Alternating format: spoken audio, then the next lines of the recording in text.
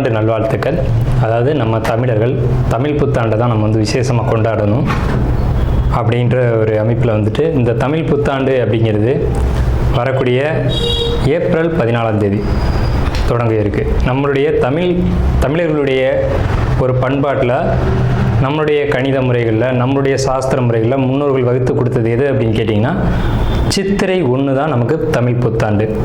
பிறக்க போகிற தமிழ் புத்தாண்டு இந்த சித்திரை 1 அப்படிங்கிறது விஸ்வாசு வருடம். அதாவது 60 வருடங்கள் தமிழருக்கு பிரபவ விவ சுக்ல பிரமோத்துத பிரமோத்பத்தி ஆங்கிரச ஸ்ரீமுக பவ யுவ தாது ஈஸ்வர வெகுதானியா அப்படின்ட்டு 60 வருடங்கள் தமிழ் வருடங்கள் கொடுக்கப்பட்டிருக்கு. அதில் 39வது வருடமானது விஸ்வாசு வருடம். இந்த வருடத்தை நோக்கி தான் நம்ம அடியெடுத்து வைக்கிறோம். நம்ம தமிழர்களுடைய கலாச்சாரப்படி பல்வேறு மதங்களும் பல்வேறு இனங்களும் பல்வேறு கலாச்சாரங்களும் இருந்தாலும் இந்த உலகத்தினுடைய ஆதி கர்த்தா, ஜோதிட சாஸ்திரத்தினுடைய ஆதி கர்த்தா அப்படிங்கிறவங்க தமிழர்கள் தான். அப்படிங்கிறதுல எல்லளவு கூட மாற்றம் இல்லை அப்படிங்கிறத நீங்கள் நல்லா புரிஞ்சுக்கணும். இந்த உலகத்துக்கு சாஸ்திரத்தையும் நாள்காட்டியும் வான சாஸ்திரத்தையும் தொகுத்து கொடுத்தவங்க யாருன்னு கேட்டால் நம்ம தமிழர்கள். நம்ம தமிழ் புத்தாண்டை நம்ம மற்றவங்களுக்கு கொடுத்துட்டு மற்றவங்களுடைய கேலண்டர் எடுத்து நம்ம பயன்படுத்திக்கிட்டு இருக்கோம். இது மிகப்பெரிய ஒரு தவறு. இந்த இடத்துல நம்மளுடைய தமிழ் புத்தாண்டை நம்ம பின்பற்றணும்னு சொல்லி ஒரு வேண்டுகோளை நம்ம வச்சுட்டு இந்த தமிழ் புத்தாண்டு எப்படி இருக்குது அப்படிங்கிற அமைப்பையும், தமிழ் புத்தாண்டு என்ன, தமிழ் புத்தாண்டுடைய சிறப்புகளையும் நம்ம வந்து பேசுவோம். நாள் என் செய்யும் வினைதான் என் செய்யும் என்னை நாடி வந்த கோள் என் செய்யும் கொடுங்கூற்று என் செய்யும் கூரேசர் இருந்தாலும் சிலம்பும் சதங்கையும் தண்டையும் சண்முன் தோளும் கடம்பும் என் கண்முன் வந்து தோன்றினேன். அதாவது நம்மளுடைய தமிழ் கடவுள் அப்படிங்கிறவர் முருகன் தாங்க. அகத்தியருக்கு தமிழை கற்றுக் கொடுத்தவர் யாருன்னு கேட்டிங்கன்னா முருகன் தாங்க. முருகன் தான் தமிழ் கடவுள். அதாவது அவருடைய பிறப்பு வேணால் நம்ம வந்து சிவன் பார்வதி அப்படி இப்படின்னு நம்ம சொல்லலாம். ஆனால் தமிழுக்கென்ற ஒரு கடவுள், தமிழினுடைய ஆதி கர்த்தா அப்படிங்கிறவங்க யாருன்னு கேட்டிங்கன்னா முருகன் தான். ஸோ அதனால் நம்ம முருகனை வணங்கி நம்ம இந்த பதிவை தொடர்வோம். சித்திரை 1 அப்படிங்கிறது ஏப்ரல் 14 ஆங்கில கணக்குப்படி. ஆங்கில கணக்கை தயவு செஞ்சு யாரும் எடுத்துக்க வேணாம். ஆங்கில நாள்காட்டி தவறானது தான். இது வந்து நம்ம சவால்கிட்டே சொல்லலாம். ஒரு 15 நாட்கள் ஆங்கில நாட்காட்டியில் காணாமல் போய் அதை தேடி கண்டுபிடிச்சி அதுக்காக நாட்களை திருத்தின ஒரு வரலாறு நம்ம வரலாறு இருக்குது. நல்லா தெரிஞ்சுக்கோங்க. இன்னையிலேருந்து இன்னும் நூற்றுக்கணக்கான வருடங்களுக்கு கிரகணத்தை ஆதி காலத்திலே குறித்து வச்சுருக்காங்க நம்ம முன்னோர்கள். ஸோ அப்படிப்பட்ட நம்மளுடைய தமிழ் வருடப்பிறப்பான விஸ்வாச வருடப்பிறப்பு எப்படி நடக்குது அப்படின்னு பார்த்தீங்கன்னா, திங்கட்கிழமை அன்னைக்கு பிரதமை திதியில் சுவாதி நட்சத்திரத்தில் வஜ்ரம் நாமயோகத்தில் கௌளவ கரணத்தில் பிறக்க இருக்குது. இந்த சித்திரை 1 தாங்க கேரளாவில் ஐயப்பனுக்கு நடை திறப்பு முதல்ல நடக்கக்கூடிய நாள் அப்படின்னா சித்திரை விசு அப்படின்னு சொல்லுவாங்க. விசு அப்படின்னா சமப்படுத்துதல் அப்படின்னு பேர். சித்திரை விசு அப்படிங்கிறத கேரளாவில் விசேஷமாக கொண்டாடுறாங்க. ஏன்னா நம்மகிட்டேருந்து பிழிஞ்சு போன ஒரு மொழி வந்து மலையாளம் அப்படிங்கிறது. சரி, விஸ்வாசு வருடத்துக்கு நம்ம முன்னோர்கள் என்ன விளக்கம் கொடுத்துருக்காங்க அப்படின்னா, விஸ்வாசு அப்படின்ற சொல் வந்துட்டு நேர்மை, நீதி, செல்வம் அப்படின்னு உயர்ந்த ஒரு அர்த்தத்தை வச்சுருக்காங்க. நம்மளுடைய தமிழ் மொழிக்கு நம்ம தமிழ்லேயே அர்த்தங்கள் தேட வேண்டிய ஒரு காலகட்டம் வந்தாச்சு. சரி, இந்த விஸ்வாசு வருடம் அப்படிங்கிறது நேர்மை, நீதி, செல்வம் அப்படிங்கிற ஒரு அர்த்தத்தில் வருது இந்த சொல் அப்படிங்கிறது. இந்த விஸ்வாசு வருடத்துக்கு உண்டான பலன்களாக நம்ம முன்னோர்கள் என்ன சொல்லியிருக்காங்க அப்படின்னு பார்த்தீங்கன்னா, விஸ்வாசு வருடம் தன்னில் வேளாண்மை ஏறும், பசுமாடும் மாடும் பழிக்கும், சிசு நாசம், மறையோர்கள் வாழ்வார்கள், மாதவங்கள் மீறுமே, மற்றுலகில் உண்டு மலை அப்படின்னு சொல்லியிருக்காங்க. மற்றுலகில் உண்டு மலை அப்படின்னு முடிக்கிறாங்க. இதனுடைய அர்த்தம் என்னன்னு கேட்டிங்கன்னா, இந்த வருடம் விஸ்வாசு வருடம் அப்படிங்கிறது ஒவ்வொரு 60 வருடங்களுக்கு ஒரு முறை 39 ஆண்டாக பிறக்கக்கூடிய இந்த விஸ்வாசு வருடமானது வருகின்ற காலகட்டத்தில் எல்லாம் வேளாண்மை உயரும் அப்படின்னு சொல்லியிருக்காங்க. பசு மாடும் பழிக்கும் அப்படின்னா நம்மளுடைய பசுமாடுகள் அப்படிங்கிறது நல்ல ஒரு முன்னேற்றத்தை அடையும். மாடு ஆடுகளுக்கு ஒரு நல்ல தீவனங்கள் கிடைத்து அதுவும் நல்ல செழித்து வரும். ஆதி காலத்தில் வந்து மாடை தான் செல்வமாக குறிப்பிட்டிருக்காங்க. இன்றைக்கி வந்து பணம் அப்படின்ற ரூபாய் தாள்களை நம்ம வந்து பணமாக குறிப்பிட்றோம். ஒரு முன்னோர்கள்லாம் வந்து மாடு எவ்வளோ இருக்குது, மாட்டினுடைய அந்த குப்பை வந்து வேஸ்ட்டெல்லாம் எங்கே ஒரு மனிதன் வந்து எங்கே சேகரிக்கிறானோ அதை போய் முதல்ல பார்ப்பாங்கங்க. அதை வச்சு தான் அவனுடைய செல்வம் என்னன்றதை குறிப்பிட்டு பொண்ணு கொடுக்குறதா இருக்கட்டும், பொண்ணு எடுக்கிறதா இருக்கட்டும், இதெல்லாம் நம்முடைய மரபில் இருந்து வந்த ஒரு விஷயம். ஸோ அப்போ இத்தனை மாடுகள் இருந்தால் தான் அவன் செல்வந்தன் அப்படின்ற ஒரு கான்செப்ட் வந்து முன்னோர்கள் நமக்கு காமிச்சிருக்காங்க. அப்படிப்பட்ட பசுமாடுகள் மாடும் பழிக்கும் அப்படின்ற ஒரு வார்த்தையை வந்து அங்கே குறிப்பிட்டிருக்காங்க. சிசு நாசம் அப்படின்ற வார்த்தையை சொல்கிறாங்க. மறையோர்கள் வாழ்வார்கள். மறையோர்கள்னு யாருன்னு கேட்டிங்கன்னா சமுதாயத்தில் முக்கியமாக இருக்கக்கூடிய பெரியவங்க, மற்றவங்களுக்கு வழிகாட்டக்கூடியவங்க வாழ்வாங்க அப்படின்ற சொல்லியிருக்காங்க. மாதவங்கள் மீறுமே அப்படின்ற ஒரு வார்த்தையும் வருது. மாதவங்கள் மீறும் அப்படின்னா ஒழுக்கக்கேடான செயல்பாடுகளில் மனிதர்கள் நடக்க வேண்டிய காலகட்டங்கள் வரும். ஒழுக்கக்கேடுனா என்னங்க? இந்த விரல் தான் ஒழுக்கக்கேடு, இந்த ஒற்றை விரல் தான். இந்த விரலை வச்சு தான் நம்ம பட்டன் அமுக்கிறோம், காசு வாங்கிட்டு அமுக்கிறோம். இதுதான் மாதவங்கள் மீறுமே அப்படின்றது. ஸோ அந்த மாதிரிலாம் இல்லாமல் மனசாட்சிக்கு துரோகம் செய்யாமல் யார் நீதி பரிபாலனம் செய்வாங்க அப்படின்றத தெரிஞ்சு சரியான வாக்களித்து நல்ல தலைவனை தேர்ந்தெடுக்க வேண்டிய காலகட்டங்கள் அப்படிங்கிறத இங்கே மறைமுகமாக இந்த விசுவாச வருடத்தினுடைய வெண்பா பாடல் அப்படிங்கிறது நமக்கு சுட்டி காட்டுது. இந்த சித்திரை வருட பிறப்பானது மகர லக்னம்னு சொல்லக்கூடிய சர லக்னங்களில் விழுகுது. எப்படின்னு கேட்பீங்க. தமிழனுடைய கணக்குப்படி சூரியன் எப்போது கிழக்கு வானில் உதிக்கிறதோ அதுதான் லக்னம். ஸோ சித்திரை மாதம் 1ஆம் தேதியானது உதிக்கக்கூடிய நேரம் அப்படிங்கிறது கிழக்கு வானத்தில் சூரியன் உதிக்கக்கூடிய அந்த டைம் அப்படிங்கிறது 2:22 அதிகாலை மணி 2:22க்கே சூரியன் கிழக்கு வானத்தில் உதிச்சிடறாரு. அப்போ அது லக்னமாக போட்டுக்கணும், இந்த வருடத்தினுடைய பிறப்பு லக்னமாக போட்டுக்கணும். ஸோ அப்படி நம்ம போடும்போது மகர லக்னம் சர லக்னத்தில் விழுகுது. முன்னோர்கள் சித்திரை 1ஆம் தேதி அப்படிங்கிறத கண்டறிஞ்சு அந்த 1ஆம் தேதி தொடங்கக்கூடிய லக்னத்தை கண்டறிஞ்சு அதுக்கான பலன்களை பஞ்சாங்கங்களில் எழுத ஆரம்பிச்சிருக்காங்க. ஸோ அதன் அடிப்படையில் சர லக்னமான மகர லக்னத்தில் இந்த புத்தாண்டு அப்படிங்கிறது பிறகுது. இது ஒரு விசேஷமான ஒரு விஷயந்தான். ஏன் அப்படின்னு கேட்டிங்கன்னா, அந்த மகர லக்னத்துக்கு அதிபதியான சனி பகவான் ஒரு பலமான ஒரு நிலையில் வருடப்பிறப்பின் போது இருப்பாங்க அப்படிங்கிற ஒரு விசேஷமான ஒரு அமைப்பில் இந்த வருடப்பிறப்பு அப்படிங்கிறது விஸ்வாச வருடம் பிறக்கின்றது. ஸோ இந்த விஸ்வாச வருடம் பிறக்கும் போதே நமக்கு ஒரு நல்ல செய்தி கிடைச்சாச்சு, இந்த வருடம் நன்றாக இருக்க போகுது அப்படிங்கிற ஒரு விஷயம். சரி, இதை சித்திரை மாதம் தான் நீங்கள் தமிழருடைய கலாச்சாரம் அப்படின்னு சொல்கிறீங்களே, இதுக்கு ஏதாவது ஆதாரம் இருக்கா அப்படின்னு கேட்டிங்கன்னா கண்டிப்பாக இருக்கிறது. புறநானூறு அப்படின்ற ஒரு தமிழ் இலக்கியம் இருக்குது. அதில் போய் தேடி பார்த்தீங்க அப்படின்னா தலைநாள் பூத்த பொன் இணர் வேங்கை அப்படின்ற சொல்லும், கனிவேங்கை நன்னாளே நாடி மலர்தலால் அப்படின்ற வார்த்தை வரும். அதாவது சித்திரை மாதத்தில் பூக்கள் அதிகமாக பூத்து குலுங்கும். அதனால தலைநாள் அப்படின்ற சொல்ல யூஸ் பண்ணுறாங்க. தலைநாள்னா முதல் மாதம் அப்படின்னு தலை மாதம் கடை மாதம் அப்படின்னு பிரிக்கிறாங்க.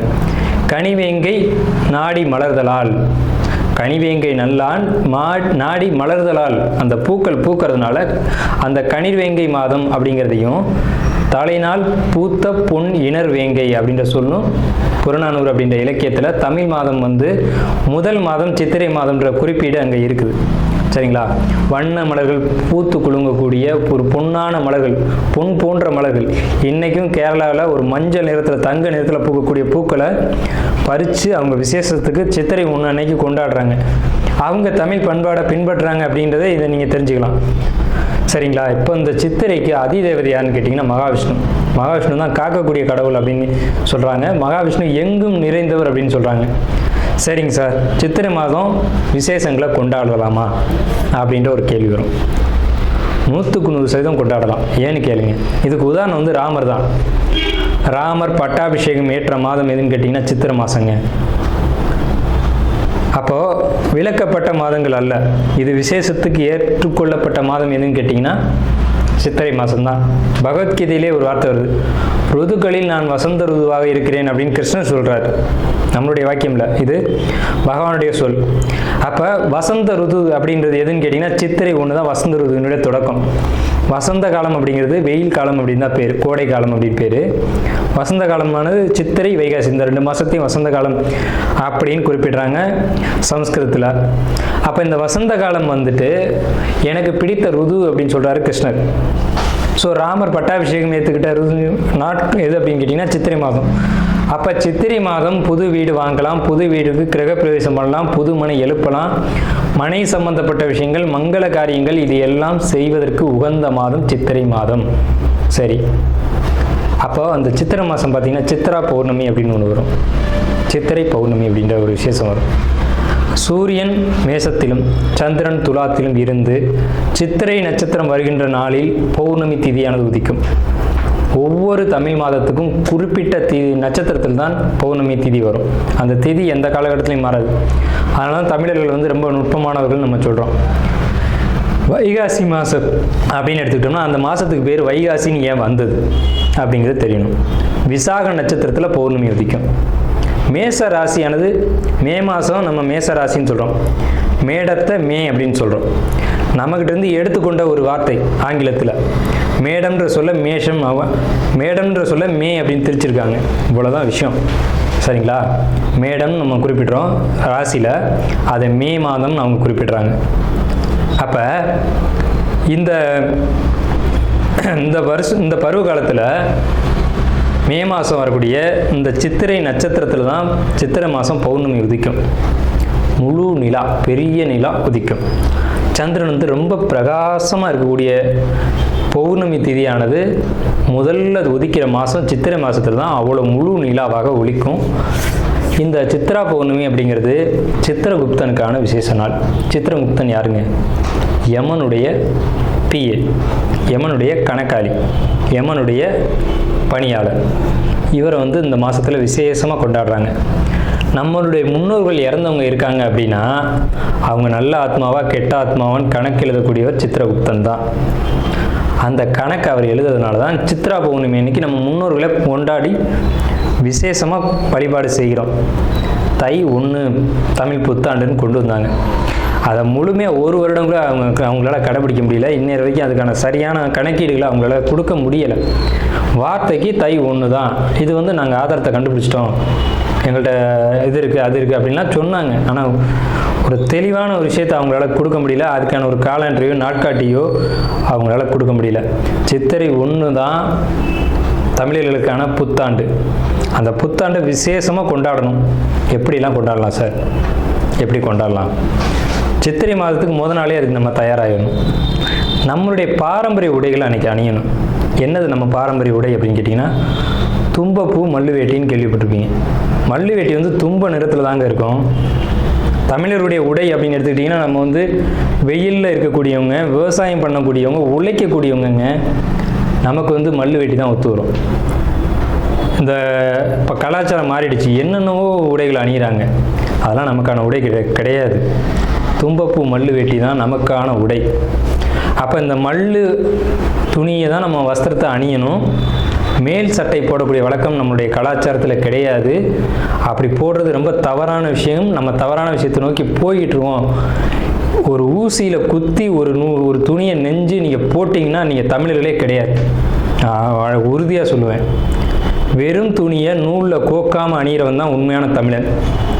இதை மறுத்து பேசவே முடியாது. இதுதான் உண்மையான வரலாறு.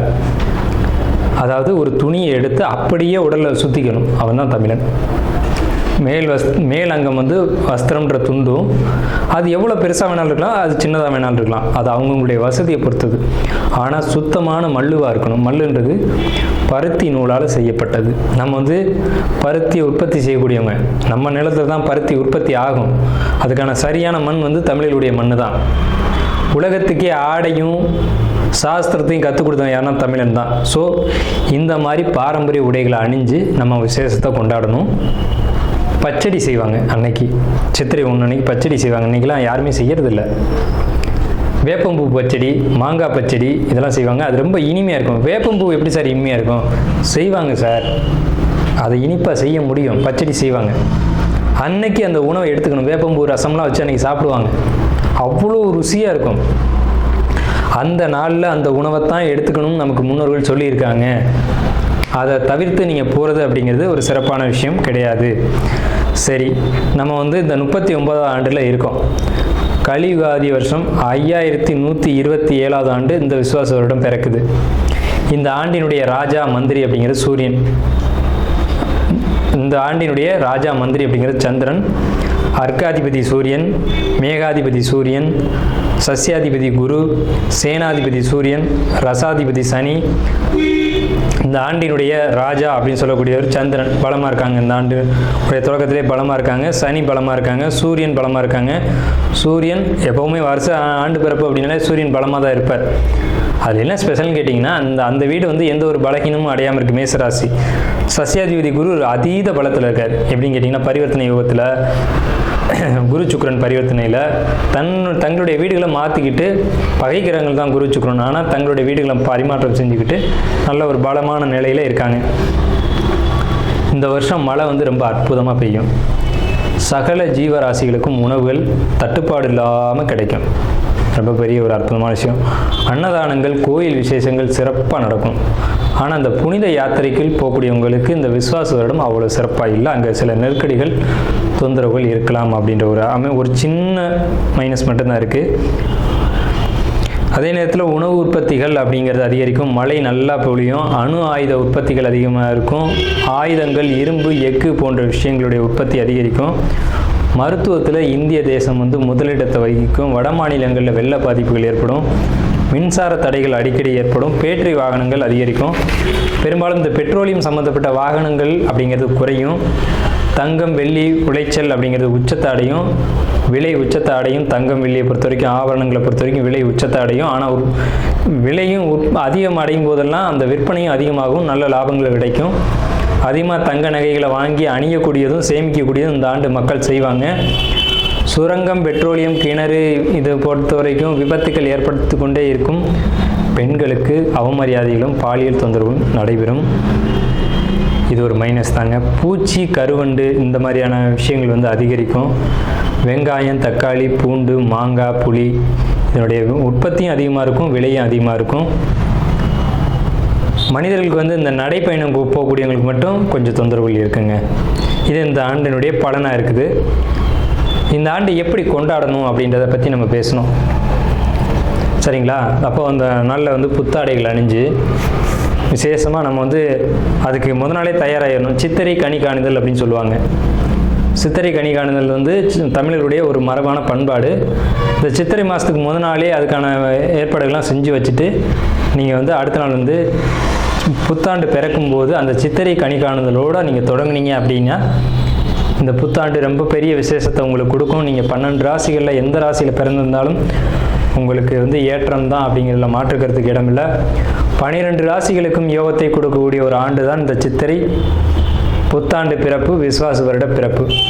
விஸ்வாசு அப்படின்னாலே விஸ்வாசம் அப்படின்ற சொல்ல ஒரு தெரிந்த சொல்ல தான் நம்ம பார்க்குறோம். நேர்மையாகவும் மக்கள் செயல்படுவாங்க, நீதியோடு நடந்துக்குவாங்க. நீதி என்னன்றது தெரியும். தலைமையில் இருக்கக்கூடியவங்களுக்கு கொஞ்சம் தொந்தரவுகள் வரும். தலைமை அப்படின்னா உங்களுக்கு தெரியும், அரசாங்கத்தில் அரசியலில் இருக்கக்கூடியவங்களுக்கு தொந்தரவுகள் வருது அப்படிங்கிறதெல்லாம் மாற்றுக்கிறதுக்கு இடமில்லை. இதை பலர் சொல்லலாம், பலர் மறுக்கலாம். நடக்கும்போது சில விஷயங்கள் நீங்கள் தெரிஞ்சுக்கிங்க. புத்தாண்டினுடைய பிறப்பானது சிம்ம மாந்தியில் தொடங்குகிறது. அப்போ தலைமையில் இருக்கக்கூடியவங்க யாருன்னு நம்ம குறிப்பிட்டு சொல்ல முடியாது. எல்லாருமே தலைமை தான். அந்த பார்லிமெண்ட்டு, அதே மாதிரி நாடாளுமன்றம், இந்த மாதிரி இடங்களுக்கு போகக்கூடியவங்க எல்லாருமே தலைமை தான். இவங்களுக்கு மட்டும் கொஞ்சம் எச்சரிக்கையாக இருக்கணும் அப்படின்ற காலகட்டம். உடலையும் மனதையும் தைரியமாக பார்த்து கொள்ள வேண்டும் அப்படின்ற காலகட்டம் இந்த விஸ்வாச வருடம். அதே சமயத்தில் நீதி, நேர்மை யாரெல்லாம் கடைபிடிக்கிறீங்களோ உங்களுக்கு இந்த விஸ்வாச வருடம் உங்களை விசுவாசமாக காப்பாற்றும் அப்படிங்கிறதுலையும் மாற்றுக்கிறதுக்கு இடம் இல்லைங்க. ஸோ நம்மளுடைய இந்த வீடியோ பார்த்த அனைவருக்கும் நன்றிகள். கார்த்திகை நட்சத்திரம் விஸ்வாச வருடம் நல்லா இருக்கு அப்படின்னா கண்டிப்பாக நல்லா இருக்குது. பொறுமை தேவை. வெளி இடங்களுக்கு அதிகமாக பயணம் செய்யணும். பூர்வீக இடங்களில் அதிகம் வசிக்கக்கூடாது அப்படிங்கிறத இந்த விஸ்வாச வருடத்தில் நான் மிக முக்கியமாக சொல்லிக்கிறேன். பூர்வீக இடத்த விட்டு கொஞ்சம் வெளியே இருங்க. அதே மாதிரி தொழிலில் இடமாற்றம் அப்படிங்கிறதுக்கு நிச்சயமாக இருக்குது. தொழில் மாற்றம் அப்படிங்கிறது இல்லை, தொழில் இடமாற்றம் அப்படிங்கிறதா இருக்குது. இடமாற்றத்துக்கு பிறகு தொழில் நல்ல வளர்ச்சி அடையும். நல்ல ஒரு தொழில் பண்ணக்கூடிய ஒரு அமைப்பு அப்படிங்கிறது சிறப்பான ஒரு காலகட்டம் எதுன்னு கேட்டிங்கன்னா விஸ்வாச வருடம் தான். விஸ்வாச வருடத்தில் விரைச்சனிகள் இருந்தாலும் கார்த்திகை நட்சத்திரத்தை பாதிக்காது. ஏன்னு கேட்டிங்கன்னா கார்த்திகை நட்சத்திரம் ரிஷப ராசிலையும் கனெக்ட் ஆகும், மேசராசிலையும் கனெக்ட் ஆகும். அப்படிங்கிறதுனால பாதிப்புகள் இல்லை சார். அதாவது எதிரிகள் தொல்லை முக்கியமாக இருக்க தான் செய்யும், இல்லைன்னு சொல்ல முடியாது. அந்த இடத்தை பொறுத்த வரைக்கும் நீங்கள் அதிகமாக பொறுமையாக இருந்தீங்க அப்படின்னா அந்த பிரச்சனைகள் பெரிய அளவில் தலை தூக்காமல் நீங்கள் காப்பாற்றிக்கலாம். கோர்ட்டு, வம்பு, வழக்குக்கான காலகட்டம். இந்த நேரம் பொறுமையும் நிதானமும் தேவை கார்த்திகை நட்சத்திரத்துக்கு. தமிழ் புத்தாண்டு விஸ்வாச வருடம் நடக்கக்கூடிய இந்த புத்தாண்டு எப்படி இருக்கும் மேசராசிக்கு அப்படின்னு ஒரு கேள்வி எல்லா மேசராசிக்காரங்களுக்கும் இருக்க தான் செய்யும். இது இயல்பான ஒரு விஷயம்தான். விஸ்வாச வருடம் அப்படின்னா என்ன? விஸ்வாசம் அப்படின்னா ஒரு நேர்மை, ஒரு ஒழுக்கம், ஒரு நீதி, ஒரு செல்வம் இப்படின்ற பொருளை முன்னோர்கள் வகுத்து கொடுத்துருக்காங்க. இப்படிப்பட்ட இந்த விஸ்வாச வருடத்தில் மேசராசிக்கு என்ன பலன்கள் நடக்கும் அப்படிங்கிறத நம்ம பார்க்குறோம். விஸ்வாச வருடம் தன்னில் வேளாண்மை ஏறும், பசுமாடு மாடும் பலிக்கும், சிசு நாசம், மறையோர்கள் வாழ்வார்கள் மாதவங்கள் மீறுமே மாற்றுலகில் உண்டு மலை அப்படின்ற பாடல் படி மேச ராசிக்கு என்ன பலன்கள் நடக்கும் அப்படின்றத நம்ம பார்க்குறோம். விஸ்வாச வருடம் வந்து தமிழ் வருடங்களில் 60 வருடங்களில் பிரபவ விபவ சுக்ல பிரமோத்துத பிரமோத்பத்தி ஆகிய ஸ்ரீமுக பவ யுவ தாது ஈஸ்வர வெகுதானியா அப்படின்ற வரிசையில் 39வது எண்ணிக்கையில் இந்த விஸ்வாச ஆண்டானது பிறக்குது. இந்த விஸ்வாச வருடம் அப்படிங்கிறது ஒரு சுபமான நல்ல ஆண்டு அப்படின்னு தான் அர்த்தம். இந்த வருடம் வந்து எல்லா வகையிலையுமே எல்லாருக்குமே நல்ல ஒரு பலன்களை தான் கொடுக்குது. ஸோ மேசராசிக்காரங்களான உங்களுக்கு நல்ல பலன்களை கொடுக்குதா அப்படிங்கிறது கேள்வி. வெற்றியா தோல்வியா, ஜெயிச்சிடுவோமா ஜெயிக்க மாட்டோமா அப்படிங்கிற ஒரு கேள்வியோடு நீங்கள் இருக்கீங்க. முதல்ல நம்மளுடைய சேனலை ஸ்கிப் பண்ணாமல் முழுமையாக பாருங்கள். அப்போ தான் உங்களுக்கு நம்ம என்ன சொல்ல வரோம் அப்படிங்கிறது தெரியும். உங்களுடைய பொன்னான நேரத்தை ஒதுக்கி இந்த முழு வீடியோவும் பாருங்கள். அப்போ தான் முழுமையான ஒரு தகவல் உங்களுக்கு கிடைக்கும். நம்ம என்ன சொல்ல வரோம் அப்படின்றது புரியும். ஸ்கிப் பண்ணிவிட்டு போயிடாதீங்க.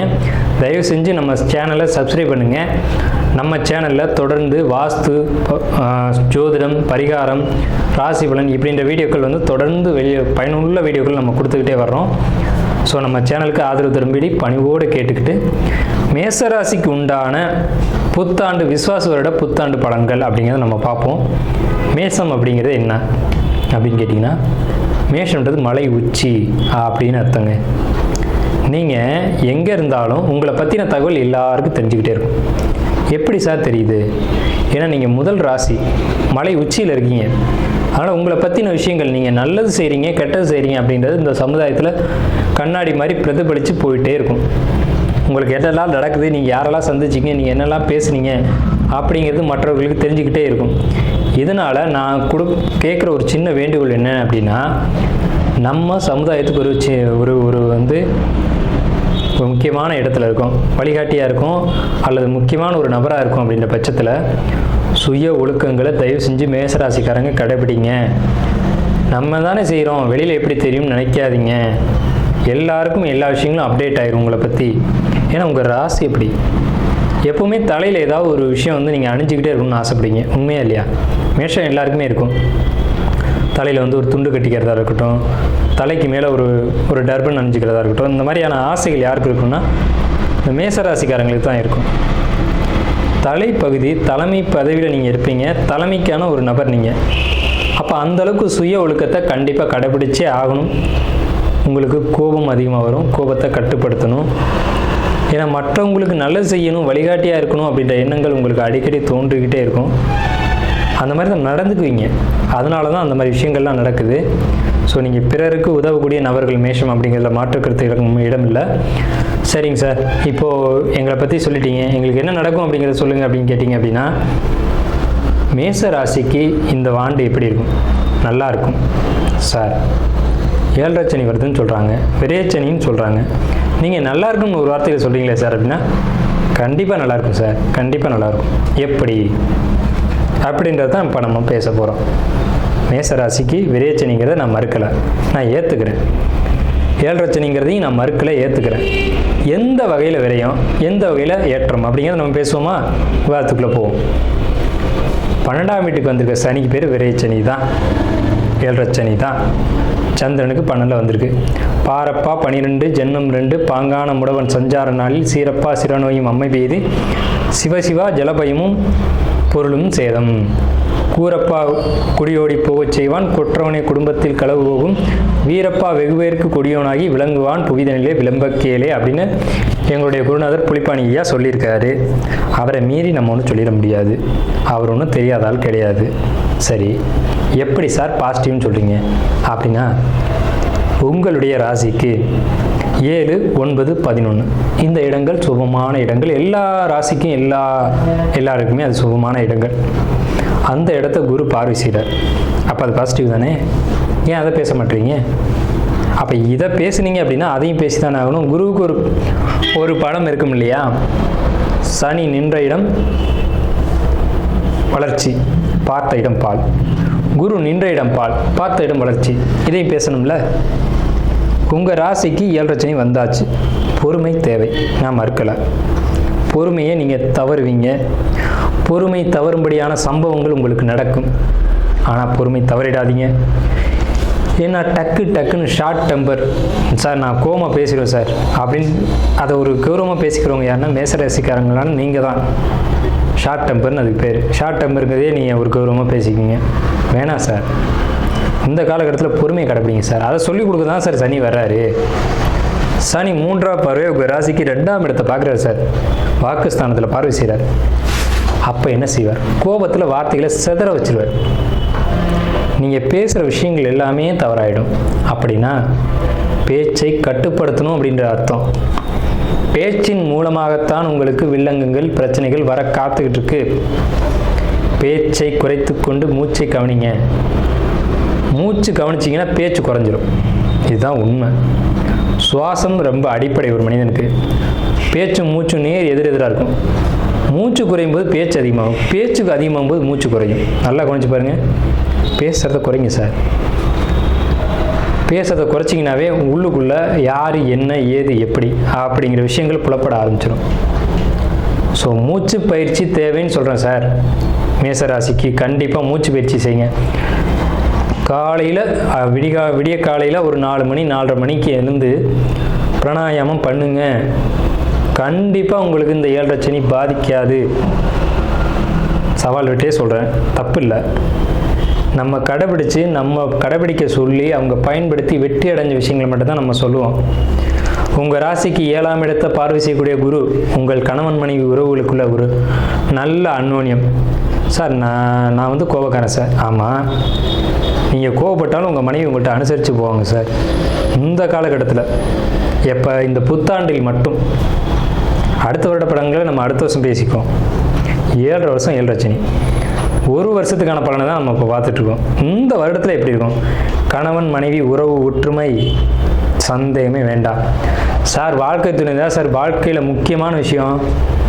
வாழ்க்கை துணை ஒன்று மட்டும் சரியாக இல்லைன்னா வாழ்க்கை சிதறி போயிடும் சார். இது யாருமே மறுக்க முடியாது. நீங்கள் எவ்வளோ பெரிய ஜாம்பவான வேணாலும் இருக்கேன், வாழ்க்கை துணை ஒன்றை வச்சு உங்களை அடிக்கலாம். ஆனால் உங்களுக்கு இறைவன் இந்த ஆண்டு வாழ்க்கை துணையை நல்லபடியாக கொடுக்குறாரு. எதிரியாக இருந்தவங்க கூட ஒற்றுமையாக மாறிடுவாங்களே, அதுக்கு மேலே என்ன வேணும்? 2வது விஷயம், உங்களுடைய 9ஆம் இடத்தை குரு பார்வை செய்கிறார் சார்.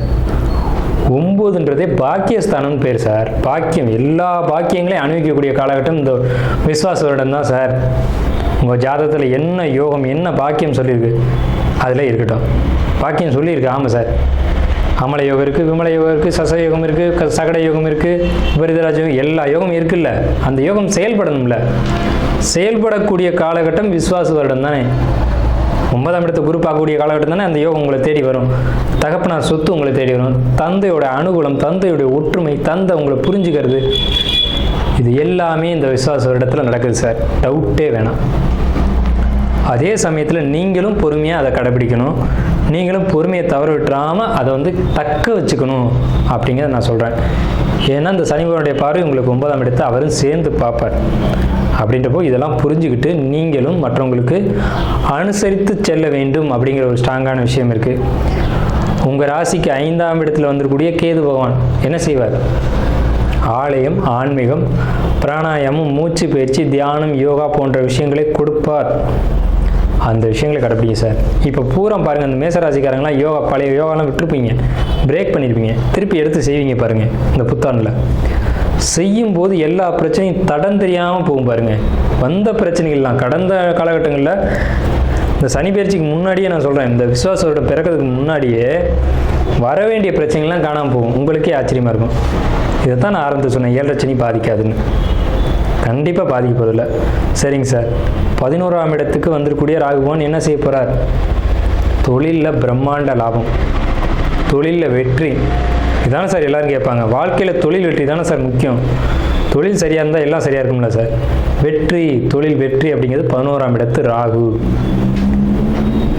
குடும்ப அமைப்புக்குள்ளே ஒரு ஒற்றுமை, வருமானம், தனலாபம் கண்டிப்பாக உண்டு. சகோதர வழி ஒற்றுமைகள் உண்டு. சகோதர வழிகளில் சின்ன சின்ன சங்கடங்கள் வரலாம், இல்லைன்னு நான் மறுக்கலை. சகோதரனால தான் பிரச்சனை வருங்கிறத நான் ஆழமாக சொல்கிறேன். சகோதரனை விட்டு விலகி இருங்கன்றதை நான் சொல்கிறேன். தாய் வழி உறவில் கொஞ்சம் சிக்கல் நெருடல்கள் வரும். அம்மாவுக்கு உடல் ரீதியான தொந்தரவுகள் வரலாம், வராதுன்னு நான் சொல்லலை. அதே சமயத்தில் உங்களுக்கு ஆன்மீக பயணங்கள், ஆன்மீக பாதைகள் தேவை. குழந்தை வழி அனுகூலம், குழந்தைகள் வெளிநாடு வெளியூர் போய் படிக்கக்கூடிய யோகம் உண்டு. எதிரிகளால் தொந்தரவுகள் உண்டு. எதிரிகளால் ஏற்பட்ட தொந்தரவுகள் நிவர்த்தியாகக்கூடிய காலகட்டமும் இதுவே. அதை சரியாக பயன்படுத்திக்கோங்க. சரிங்களா? கணமுள்ள நவமாறு தனலாபம் 3 கதிர்மைந்தன் தான் இருக்க விதி தீர்க்கம். கணமுள்ள தனமாறு லாபம் 3 கதிர்மைந்தன் தான் இருக்க விதி தீர்க்கம். தனலாபம் பிதிர்தோஷம் சத்ருபங்கன் தரணிதனின் பேர் விளங்கும் அரசன் லாபம் அப்படிங்கிறாங்க. அப்போ இந்த காலகட்டத்தில் சனி பயிற்சியானது உங்களுக்கு தனலாபத்தையும் ஒரு பிதிர்தோஷம் இருந்தாலும் சத்ருபங்கம் எதிரியை ஜெயிக்கக்கூடிய காலகட்டம்னு சொல்லிட்டாங்க. ஸோ இந்த காலகட்டம் நீங்கள் எதிரியை ஜெயிக்கக்கூடிய காலகட்டம். 7 சனியில் நீங்கள் தான் கவனமாக இருக்கணும். எதிரிகளுக்கு இடம் கொடுத்து விடக்கூடாது. அப்போ நீங்கள் கோவப்பட்டால் மட்டும்தான் சார் பிரச்சனை, வேறு எங்கேயுமே தொந்தரவு இல்லை சார். பாசிட்டிவான பலன்கள் 70% இருக்குது சார். கண்டிப்பான முறையில் பாகிஸ்தான் நல்லா இருக்குது, தந்தை வழி அனுகூலம் நல்லா இருக்குது, தொழில் நல்லா இருக்குது, தொழில் லாபம் பிரம்மாண்டமாக இருக்குது, தொழில் நஷ்டம் குறைவாக தான் இருக்குது. தொழில் நஷ்டம் அப்படிங்கிறது இந்த ஆண்டு விஸ்வாச இடத்துல மேசராசிக்கு இல்லை. தொழில் இடமாற்றம், தொழில் மாற்றம் இது நிச்சயமாக இருக்குது சார். தொழிலை ஒரு இடத்துல பண்ணுறீங்க சார், இடம் மாற்றினா கொஞ்சம் பணம் கைப்பிடிக்குமே சார். ஆமாம், ஆனால் அது நீடித்த ஒரு வளர்ச்சிக்கு போகுமே, அதையும் பேச மாட்டீங்க. விரயச்சனிக்கு விரயம் செய்யணும், சுப விரயம் செய்யணும். தொழிலை மாற்றுங்க, தொழிலை மாற்றுங்கன்னு சொல்ல, தொழிலை இடம் மாற்றுங்கன்னு சொல்கிறோம். தொழில் ஒரு இடத்துல பண்ணியிருக்கீங்க சார், அது சரியாக இல்லை, அந்த இடம் வந்து ஒரு வசதியாக இல்லை. இன்னொரு இடம் வசதியாக வருது சார், ஆனால் கொஞ்சம் கன்வீனியன்ட் இருக்குது, ஆனால் அதனால் விரயங்கள் வருது அப்படின்னா அந்த விரயம் சுப விரயம் தானே சார். எனக்கு பையன் இருக்காங்க சார், எதுவுமே காது குத்தில் விசேஷம் வைக்கல, வைங்க, நல்லா இருக்கும்ல. எல்லா உறவுகளும் ஒன்று சேருவீங்கல்ல, அந்த காரியத்தை செய்யுங்க. சார் எனக்கு பொண்ணு இருக்கா, பொண்ணுக்கு ஒரு விசேஷம் வைங்க. பொண்ணை கேட்பாங்கல்ல, பொண்ணை கொடுக்கலாம்ல. பொண்ணுக்கு திருமண தடைன்றது அங்கே உடையதில்ல. இந்த மாதிரியான சுப விரயங்களை இந்த ஆண்டு மேசராசி எடுத்து செய்யுங்க. வீடு வாங்குங்க அல்லது வீடு கட்டுங்க, கிரகப்பிரவேசம் பண்ணுங்க. இந்த மாதிரி சுப காரியங்களுக்கான சுப விரயமாகத்தான் இந்த சனி பயிற்சியானது இருக்குது. குரு பயிற்சி பாசிட்டிவாக இருக்குது, ராகுகேது பயிற்சி பாசிட்டிவாக இருக்குது. இத்தனை கிரகங்களும் உங்களுக்கு சாதகமாக இருக்கும்போது எப்படி அசுபங்கள் நடக்கும்? நல்லதே நடக்கும் மேசராசிக்கு இந்த விசுவாச வருடம். நன்றியும் வாழ்த்துக்கள்.